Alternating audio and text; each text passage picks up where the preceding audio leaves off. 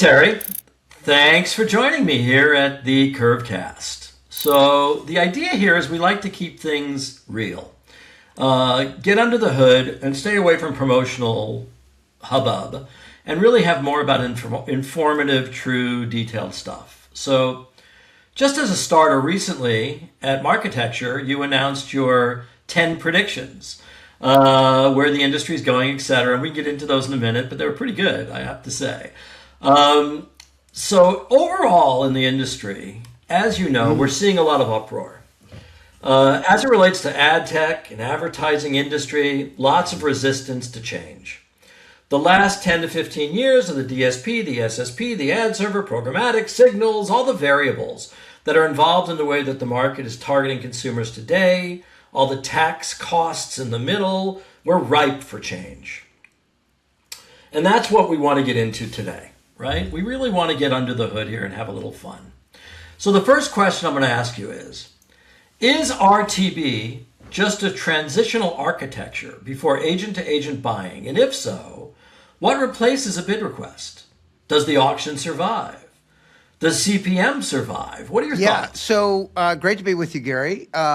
Your premise is spot on. There is a tremendous amount of angst and consternation and conflict, and that was highly predictable. And it would have been highly predictable by, I don't know, Nietzsche or so. In other words, philosophy dictates why when the change curve inflects up and you get tremendous change, humans tend to get defensive, fearful.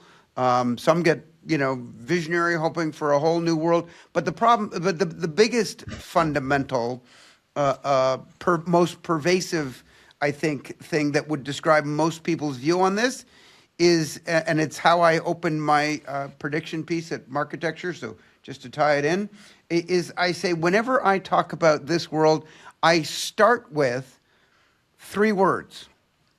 And those 3 words are, I don't know. Because there's so much change right now. There's so much unknown that, we can do a lot of pattern recognition, utilize pattern recognition to sort of understand where things have changed when there's been sort of ecosystem disruption in the past. I don't think we've quite seen what is likely coming in terms of the magnitude of ecosystem disruption. So it's in part that might be helpful, but I also believe that, what got us here ain't going to get us there. And so we're kind of in a whole new world. But I open every conversation I have, and therefore this podcast, with, I don't know. I don't know. And this is coming from a place of kind of having a pretty good and informed guess as to what was going to happen. I think the reticence and again the consternation and conflict is a function of the fact that things are going to change. They're going to change dramatically, and that means that market caps, if you assume even at just zero sum, they're going to migrate. Some companies are going to do well in this ecosystem, and some are going to do poorly. And I think never has there been any more import on getting it right. When you've got this level of change. So back to your specific question, will the current sort of programmatic architecture or infrastructure, survive this? Besides the I don't know, which, could be taken as either appropriate or a cop-out, depending on how you want to frame it. But look, it feels like, I don't know how far we're going to go with agentic. We know the influences of AI, and I have a higher confidence interval around some of the implications that AI is going to bring. Whether it goes fully agentic, which is to say computer to computer, I think that throws a whole bunch of elements into question. Like, do we need a website?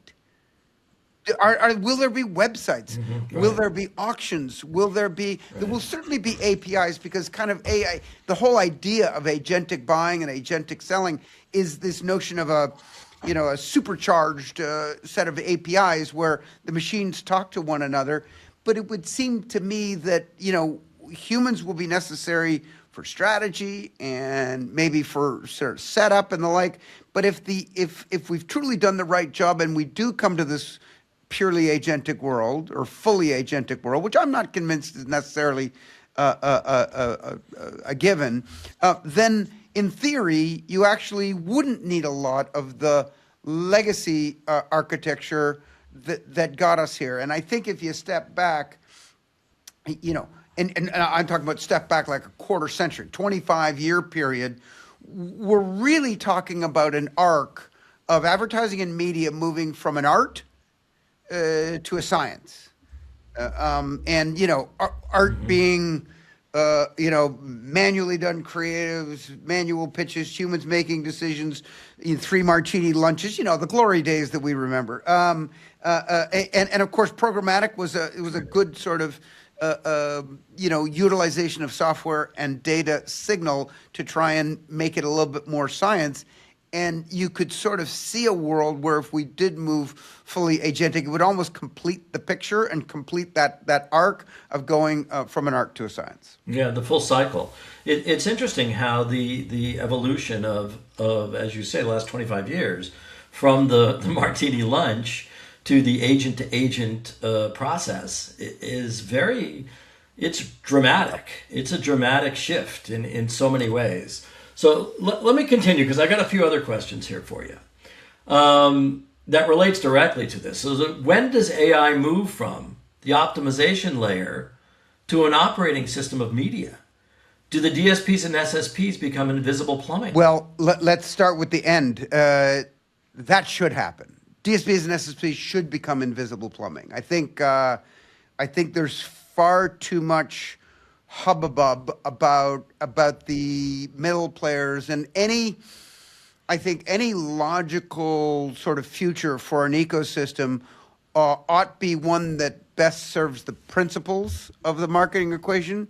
And near as I can tell, there are only 2 principles. There is the advertiser, the marketer, I should say, to broaden it, that is spending money in order to get a consumer, either both short-term, DR, or long-term, branding. But either way, it's about gaining consumers and gaining purchases. And on the flip side is the consumer. And they are the ones that go through life buying things and looking at things and reading things. So I would broaden the experience on their end from advertising to just that experience. It's their whole interaction with the principal on the other side. So you got marketers on one side, consumers on the other side. And I think a lot of what happens in between will change, will hopefully simplify. And I think today there's just, the consumer doesn't care. They don't give a shit about, what technology serves them. But I think you're missing one layer, what though. they care about is, did they have a good experience? Yeah, I think you're missing one piece, though, which is the content, the publisher. So you've got the advertiser, the publisher, the consumer is engaged in something. So no, I didn't miss them. I intentionally left them out. And the purpose being, when I talk about principles, there are only 2 principles. There's the marketer and the consumer, as I mentioned. Historically, we always thought of the publisher as the other principle. It was always advertiser on one side, publisher on the other side. And it was about 10 years ago where I sort of had this epiphany. I said, you know what? That's not true. Publishers are aggregators of audience. They're aggregators of consumers, but the consumer is the principal. And I basically relegated publishers. Not that I love publishers, so I'm not relegating them to denigrate them. I'm just saying if we're truly being accurate about this, they are an intermediary. They serve a very important purpose, and I think they're an important intermediary because they aggregate audience, often around a contextual, signal that logically makes sense. But they are just that. They are an intermediary. The only 2 principles are the marketer and the consumer. I can see your point. The key factors are the guy spending the money and the consumer wallet, taking action. Who they're talking to. Whose wallet opens up for the intermediation, and then what is that intended? Whose wallet is that intended to influence? And if you think of it in terms of the 2 wallets, it's a marketer and a consumer. It's interesting. And if you look at the invisible plumbing, the DSP, SSP world, that goes to Jeff Green's whole claim of transparency, right? that goes to all of the evolution of what we're seeing in the debates going on today. So it's going to be an interesting run. All right, on to our next one. So this goes to the human stuff. What remains human in agencies and ad tech as a whole? Is it strategy, as you said a moment ago? Is it brand? Is it creative? What do you think? I think humans, if my experience is that in the last few years, as it's become apparent that the tech of AI is going to have a very material increased impact, the human aspect of this has become more important, not less. We held our Futurescape event last fall with all the conversation around AI and advertising. And one of the conclusions that came out of that is this is actually helping humanity identify our comparative advantage. It's the reason why 15 years ago, 10 to 15 years ago, there was a big push about STEM education. And everyone said, I guess your kids should be learning to code. And I said, in no way, shape, or form am I going to suggest that my kids learn to code because, right, just play it out. Yes, is tech more important? Yes. But that very reason would suggest that tech will do the tech stuff better than humans, and I would prefer that they have a liberal arts education that helps them with the judgment and the EQ aspects. In other words, play on your comparative advantage. It's why no human will ever beat a computer at chess again, right? That flipped in the mid-90s and has been the case ever since. And it's the same thing with coding. Why code? I mean, understand the principles of coding so you can sort of grok how the technology gets applied. But by all means, this is the opportunity. And by the way, I don't know how this will all manifest on net numbers of employment. There's going to be churn and consternation and migration and all kinds of sort of messy middle stuff as we make this transition.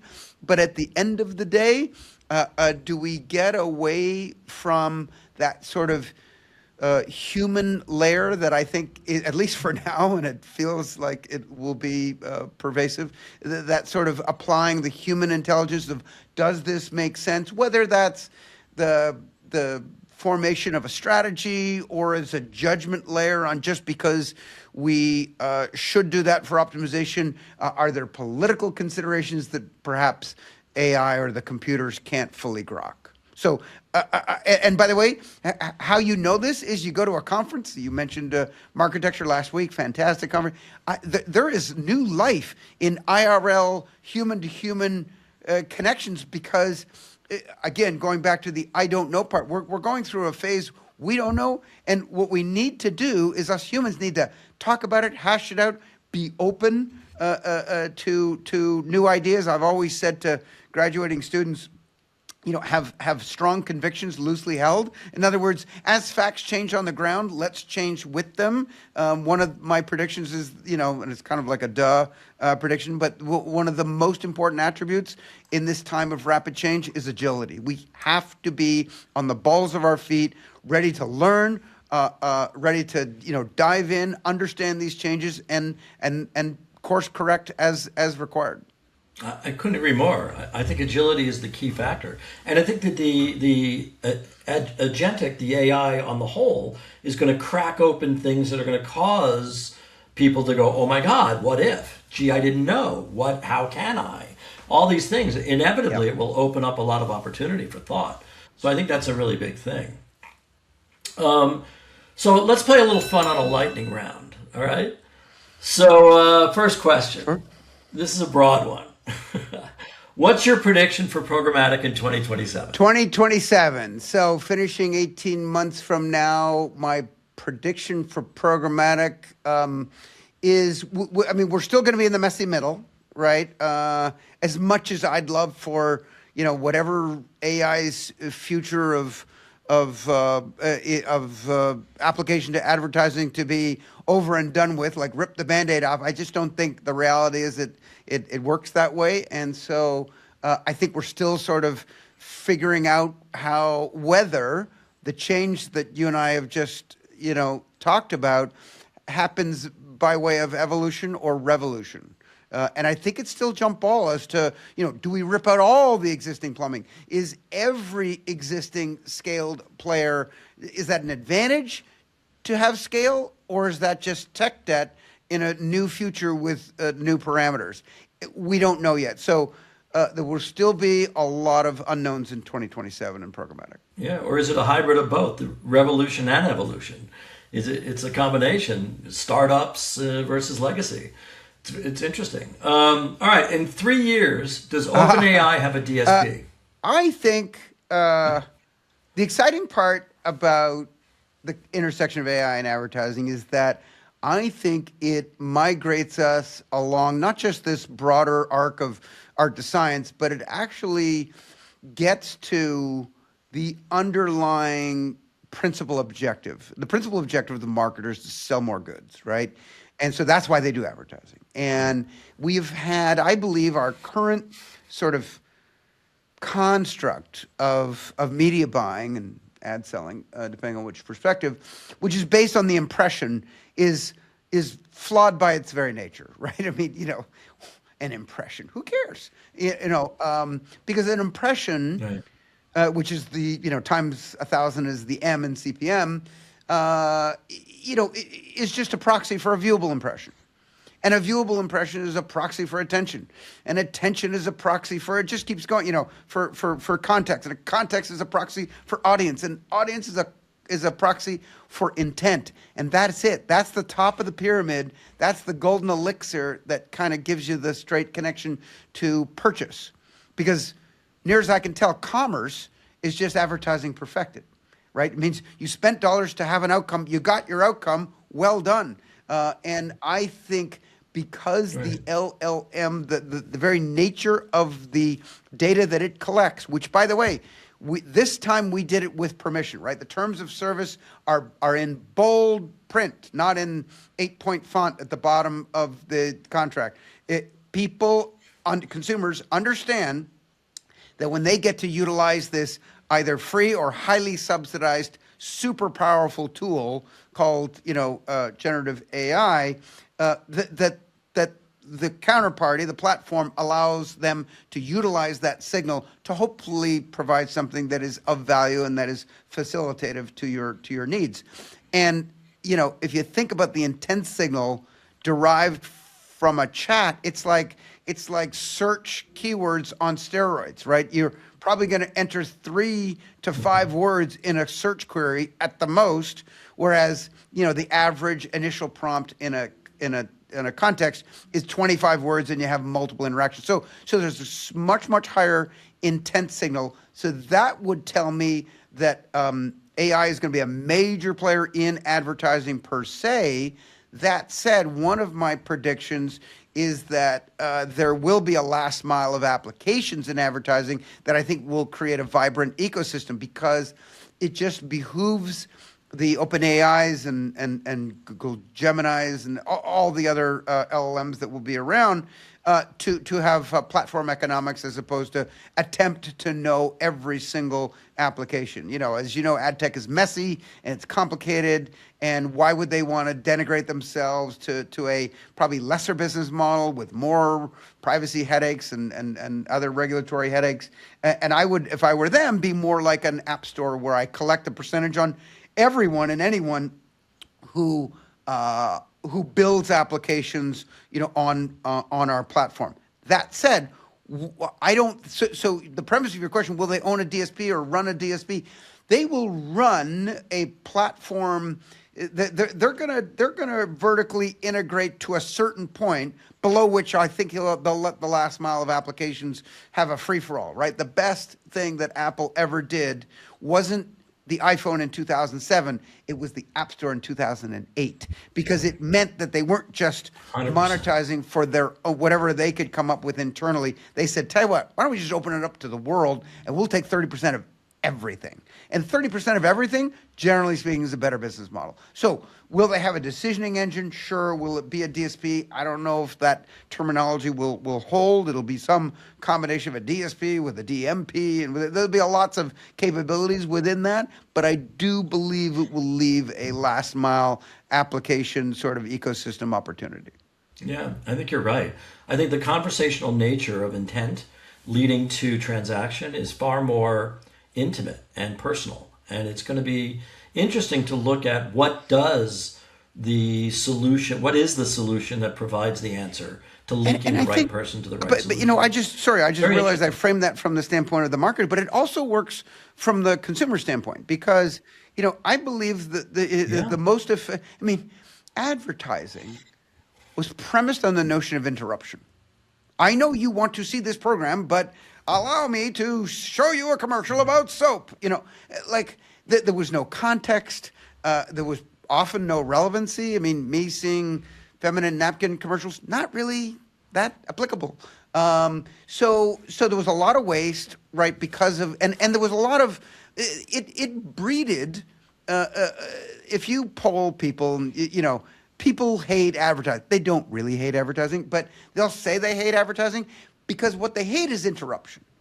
Okay? So if your ad or your intermediation between the marketer and the consumer can be framed as a facilitative interaction, that is to say, I know what you're interested in, let me help you with that, then I believe the consumer will view that as a value add and no longer this drag of, shit, I had to sit through that many blah, blah, blah commercials in order to get to what came to this site for in the first instance. I think that is the key to getting both principles on board, is to be facilitative to whatever the consumer or user wanted to accomplish when they went and entered their query into the chat in the very first instance. Yeah.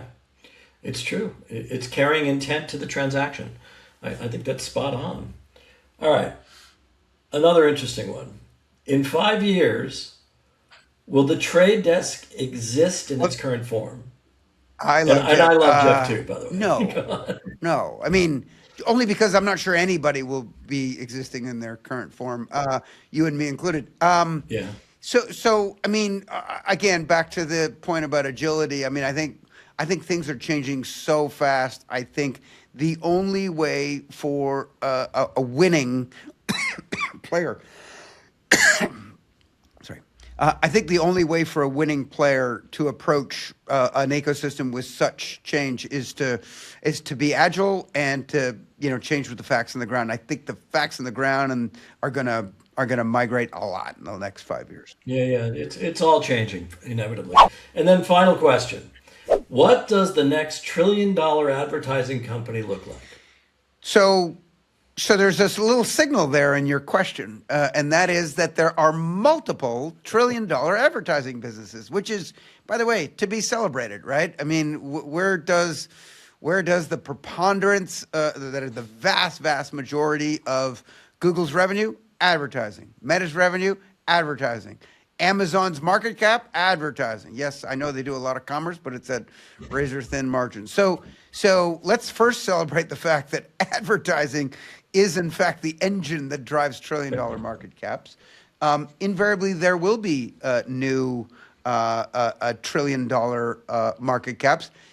It feels like the answer is a bit of a no-brainer because, as we've been discussing, OpenAI is a company that just at $110 billion financing round, would have loved to have been the agent on that, and at a $840 billion post-money valuation. So they're only 15% away of becoming the next $1 trillion company. So I'm going to go ahead and say it'll be OpenAI, and I don't think we're going to have to wait 5 years. It may be 5 months until they become the next $1 trillion. Whether you can call them an advertising company in 2026 is a good question. Right now, they're a technology in search of a scaled business model, and I am firmly of the belief that said business model will, in fact, be driven by advertising.